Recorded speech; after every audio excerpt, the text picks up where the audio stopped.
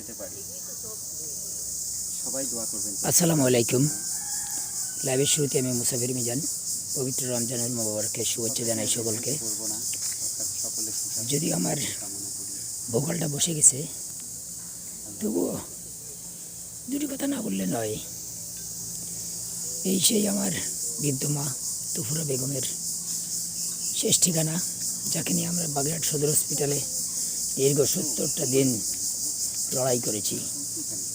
স্তন ক্যান্সারে আক্রান্ত হয়ে শেষ পর্যন্ত তার শেষ ঠিকানা হয়েছে বাগেরহাটের দড়িতার লোকের এইখানে।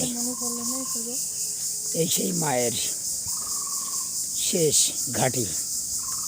আমরা এই মায়ের জন্য পবিত্র মাহে রমজানে এই মাগফিরাতের 10 দিনে তার জন্য প্রাণ খুলে দোয়া করব। আল্লাহ পাক যেন আমার এই মাকে কবুল করে দেয়, নাজাতের ফয়সালা করে দেয়। সকলের সুদৃষ্টি কামনা করছি। জীবনের ক্রান্তি লগ্নে সকলকেই একদিন এই মাটির নিচে, এই জঙ্গলের ভিতরে এভাবেই শায়িত হতে হবে। কথা বলতে কষ্ট হচ্ছে, তবু এই মায়ের জন্য অশ্রুসিক্ত বেদনা নিয়ে ছুটে এসেছি। আমরা শোকাহত পরিবার, মুসাফির পরিবার।